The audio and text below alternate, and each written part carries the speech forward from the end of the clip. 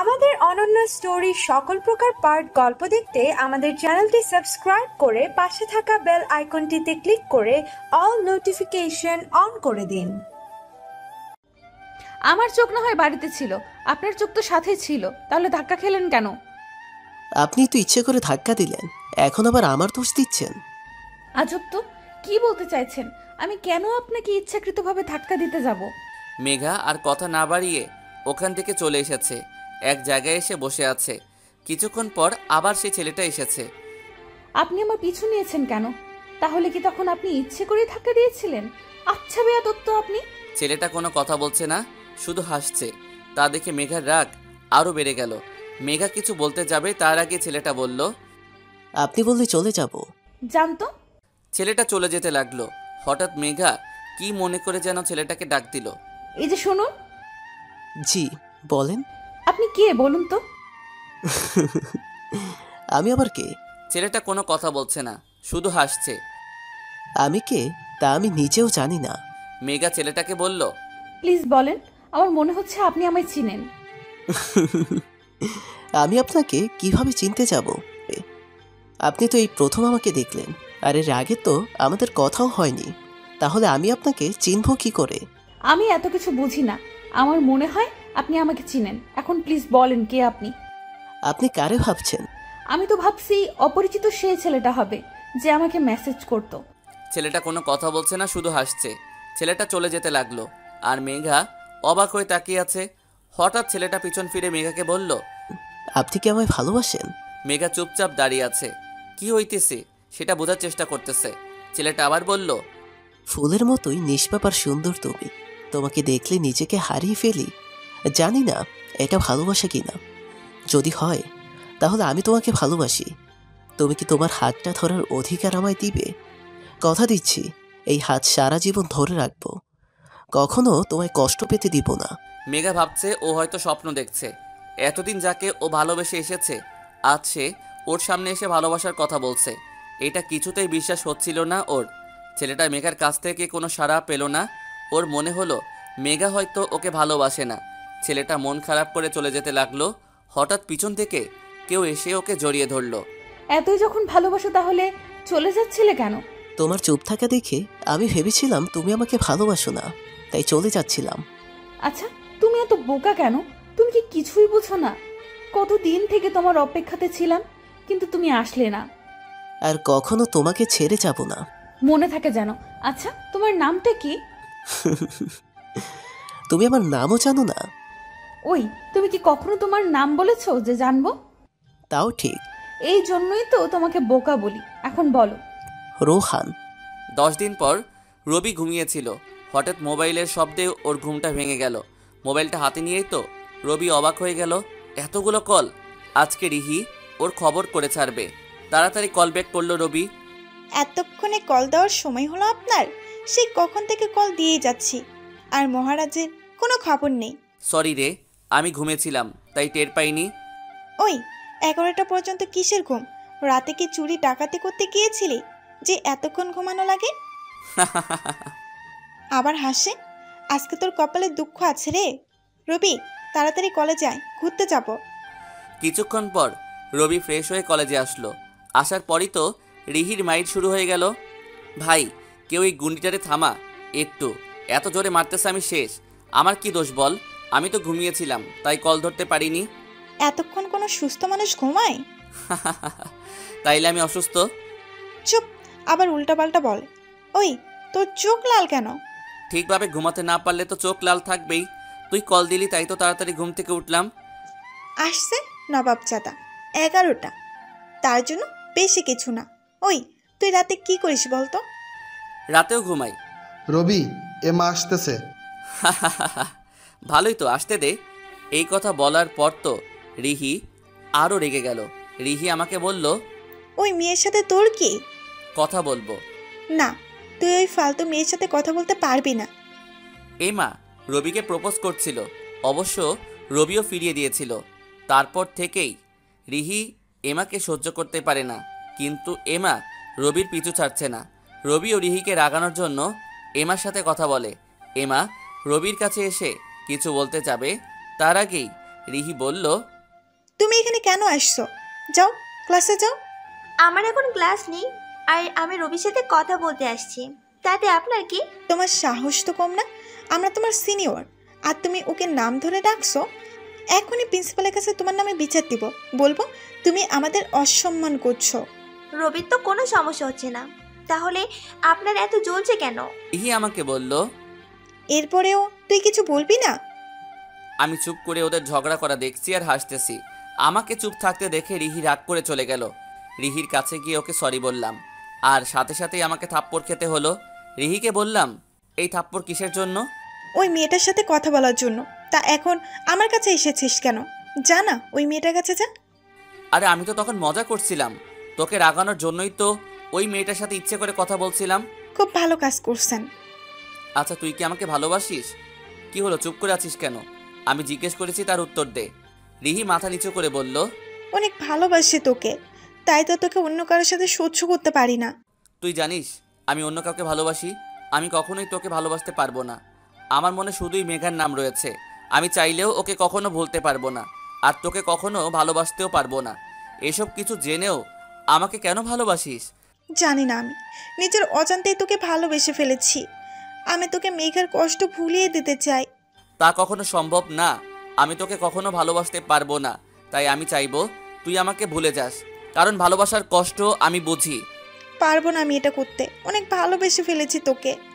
রবি কিছুক্ষণ চুপ থেকে বলল, তোর কাছে ভালোবাসা বড় না আমার বন্ধুত্ব বড়? যদি তুই আমাকে ভালোবাসিস তাহলে আমার বন্ধুত্ব হারাবি।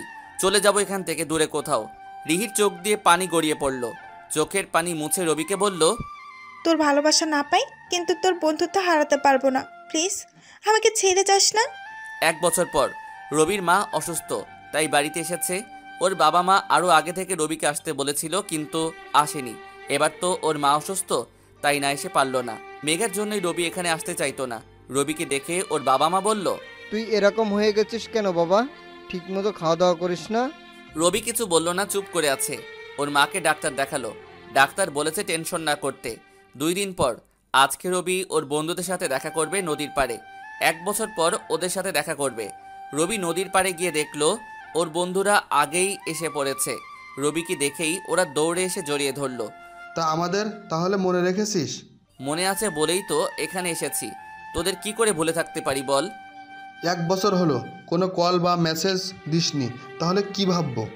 এই শহরটাকে যতটা সম্ভব ভুলে থাকার চেষ্টা করেছি, তাই তোদের সাথেও যোগাযোগ রাখিনি।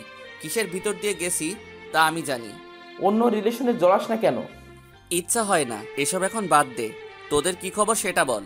কিছুদিন পর লেকের পাড়ে বসে আছি একা। হঠাৎ কেউ এসে বলল, কেমন আছেন? পিছনে তাকিয়ে দেখলাম অপরিচিত একটা লোক, চিনতে পারছি না। লোকটা আমার চুপ থাকা দেখে বলল, আমায় চিনতে পারলেন না? মনে আছে 1 বছর আগে ঢাকাতে আপনি আমার জীবন বাঁচিয়েছিলেন।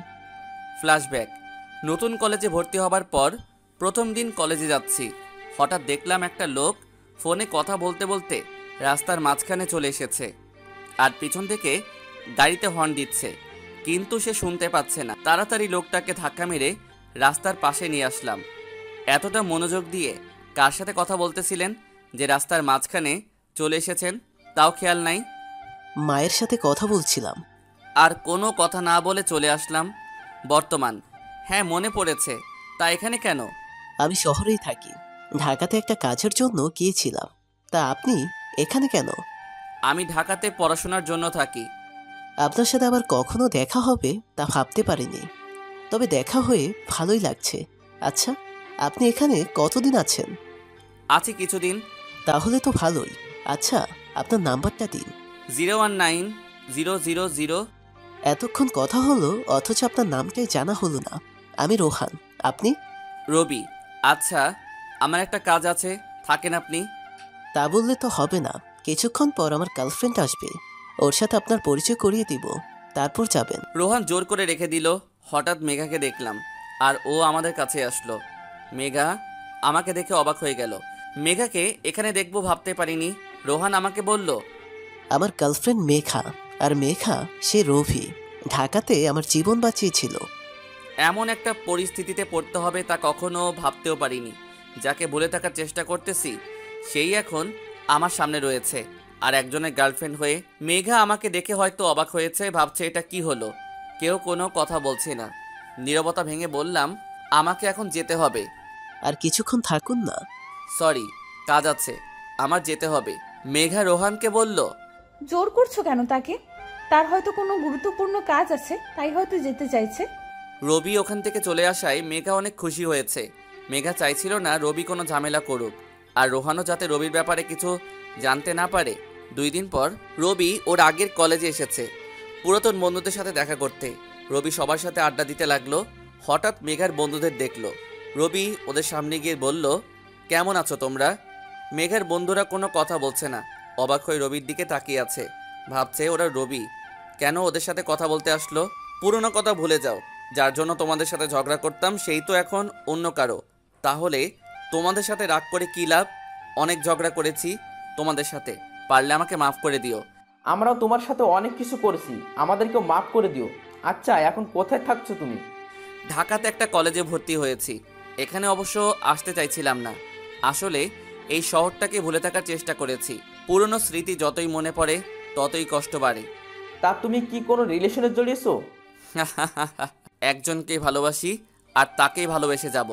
তাকে পাওয়ার আশা কোনো দিনও করি না, তারপরও তাকেই ভালোবাসবো। আচ্ছা, মেঘার সাথে দেখা হয়েছে? হয়েছে তো, ওর বয়ফ্রেন্ড ওর সাথে পরিচয় করিয়ে দিয়েছে। মানে? সব শুনে মেঘার বন্ধুরা বলল, তোমার কষ্টটা বুঝতে পারছি, কিন্তু কি আর করার বলো। মেঘা কলেজে এসে দেখলো ওর বন্ধুরা সবাই রবির সাথে কথা বলছে। মেঘা ওদের ওখানে যাওয়ার পর সবাই চুপ করে আছে। মেঘা বুঝতে পারতেছে না কি হচ্ছে। রবি কেন ফিরে এলো? ও নতুন কোনো ঝামেলা করবে না তো? রবি যদি রোহানকে উল্টাপাল্টা কিছু বোঝায়, মেঘা অনেক ভয়ে আছে রবিকে নিয়ে। মেঘা রবিকে বলল, তুমি এখানে কেন এসেছো? আবার নতুন করে কি ঝামেলা বাজাতে চাও? তুমি রোহানকে উল্টাপাল্টা কিছু বলো নাই তো? রবি মেঘার কোনো কথার উত্তর না দিয়ে ওকে বলল, কেমন আছো? আমি তোমাকে কি জিজ্ঞেস করছি আর তুমি কি বলছো? তোমার মতলবটা কি বলো তো? মতলব তো অনেক কিছুই আছে। প্রথমে রোহানের সাথে তোমার ব্রেকআপ করাবো, তারপর তোমাকে জোর করে বিয়ে করব। মেঘা রবির কথা শুনে ভয় পেয়ে গেছে। আমি জানতাম তুমি এমনটাই কিছু করবে। যদি তুমি রোহানকে উল্টাপাল্টা কিছু বলেছো, তাহলে আমার থেকে খারাপ কেউ হবে না। আজকেই তুমি এই শহর থেকে চলে যাবে। ভয় পেয়ে গেলে? যদি তুমি চাও আমি এমন কিছু না করি, তাহলে আমি যা বলবো তোমাকে তাই করতে হবে। বলো, আমার শর্তে রাজি? আমি তোমার কোনো শর্তে রাজি না। কেন শুনবো আমি তোমার কথা? তাহলে আমিও রোহানকে উল্টাপাল্টা কিছু বোঝাবো। আর রোহান তো আমাকে অনেক বিশ্বাস করে। যদি তুমি রোহানকে হারাতে না চাও, তাহলে আমার শর্ত তোমাকে মানতেই হবে। কি শর্ত তোমার? আজকে থেকে 10 দিন পর্যন্ত আমার সাথে তোমাকে প্রেম করতে হবে। রবি, রবি কি বলছো তুমি? তোমার মাথা ঠিক আছে তো? আমার মাথা একদম ঠিকই আছে, কিন্তু মেঘা যদি আমার কথা মেনে না নেয়, তাহলে ওর মাথা ঠিক থাকবে না। এই 10 দিন আমি যেমন বলবো তোমায় তেমন করতে হবে। আমি কিছুতেই তোমার কথা মেনে নিব না। তাহলে আর কি করার? রোহানকে তো কিছু বলতেই হবে। মেঘা আর কোনো উপায় না পেয়ে রবির শর্তে রাজি হয়ে গেল। আমি তোমার সাথে খারাপ কিছুই করব না। করতে চাইলে তো অনেক আগে জোর করে করতে পারতাম।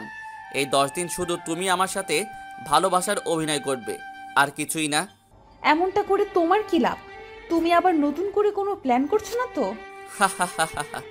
লাভ তো আমার আছেই, সেটা তুমি সময় হলেই জানতে পারবে। আর রইল প্ল্যানের কথা, তাহলে বলবো আমার কোনো প্ল্যান নেই।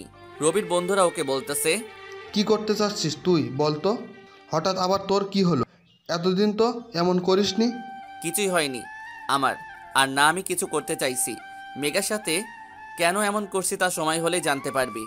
মেঘা বুঝতে পারতেছে না রবি কি করতে চাইছে, আর ওর উদ্দেশ্যই বা কি।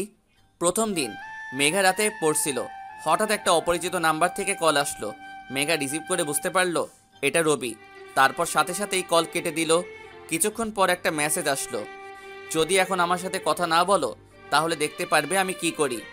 রোহানকে কিছু বলতে কিন্তু আমার 2 মিনিটও লাগবে না, তাই তুমি সিদ্ধান্ত নাও কি করবে। মেঘা মেসেজটা দেখে ভয় পেয়ে গেল। মেঘা বুঝতে পারতেছে না রবি কেন এমন করছে। আগের থেকেও অনেক বেশি বিরক্ত করছে আর ব্ল্যাকমেইল। এর ভিতরে রবি আবার কল দিল, আর মেঘা সাথে সাথেই রিসিভ করলো। মেঘা রবিকে বলল, কি চাইছো তুমি আমার কাছে? ভালোবাসা তোমার? আমি চাই তুমি রোহানকে ভুলে আমাকে ভালোবাসো। ছি, কতটা নিচু মনের তুমি। আগের থেকেও অনেক খারাপ হয়ে গেছো। আমি রোহানকে ভালোবাসি না, কখনো তোমাকে ভালোবেসেছি আর না বাসবো। আগেও খারাপ ছিলাম আর এখনও আছি। হ্যাঁ, এটাই আমি। আর তুমি আমাদের শর্তের কথা এত তাড়াতাড়ি ভুলে গেলে? আমাদের চুক্তি হয়েছিল যে আমরা 10 দিন প্রেম করব, আর এই 10 দিনে তুমি শুধু আমার কথাই শুনবে। তুমি এখন যা করছো এর ফল তুমি একদিন অবশ্যই পাবে। মেঘার ইচ্ছা না থাকা সত্ত্বেও বাধ্য হয়ে রবির সাথে কথা বলতে হচ্ছে। রবি মেঘার সাথে কথা বলছে আর মেঘা চুপচাপ শুনছে। রবি মেঘাকে বলল, এই 10 দিনে আমি তোমাকে একটা গল্প বলবো, তবে প্রতিদিন একটু একটু করে, আর তুমি সেটা মনোযোগ দিয়ে শুনবে। তারপর 10 দিন শেষ হলে আমি তোমাকে কিছু প্রশ্ন করব, আর তোমাকে সেগুলো ঠিকঠাক উত্তর দিতে হবে। যদি না পারো তাহলে বুঝতেই পারছো কি হবে। তাই গল্পটা মনোযোগ দিয়ে শুনবে। ছেলেটার বয়স ছিল 10 বছর আর মেয়েটাও একই বয়সের ছিল। তাদের বাবা মা চাইতো ওরা দুজনে একসাথে থাকুক সব সময়। একজন আরেকজনের ভালো বন্ধু হবে, একে অপরের খেয়াল রাখবে, এটাই তারা চাইতো। ছেলেটার কাছে নিজের চেয়ে মেয়েটা বেশি গুরুত্বপূর্ণ ছিল। তাই তো ছেলেটা সবসময় মেয়েটাকে খুশি করার চেষ্টা করত। কিন্তু মেয়েটা কেন জানি ছেলেটাকে সহ্য করতে পারতো না। ছেলেটা সবসময় মেয়েটার সাথে থাকতো, এতে করে মেয়েটা ছেলেটাকে অনেক বকা দিত, কিন্তু ছেলেটা কিছুই মনে করতো না। মেয়েটার বাবা মা ওকে অনেক বোঝাতো যাতে ছেলেটার সাথে ঝগড়া না করে, দুজন একসাথে থাকে। কিন্তু মেয়েটা ছিল অনেক জেদি, কারো কথা শুনতো না। কি হলো, ঘুমিয়ে গেলে? ওই শুনতে পাচ্ছ? হ্যাঁ, শুনতে পাচ্ছি। মেঘা প্রথম প্রথম ঠিকভাবে মনোযোগ না দিলেও এখন গল্পটা ওর ভালো লাগতে শুরু করলো। আর মনোযোগ দিয়ে না শুনলে আবার সমস্যা হবে, কারণ রবি 10 দিন পর এটা থেকে প্রশ্ন করবে। তখন না পারলে আবার ঝামেলা করবে। রবি আবার বলা শুরু করলো,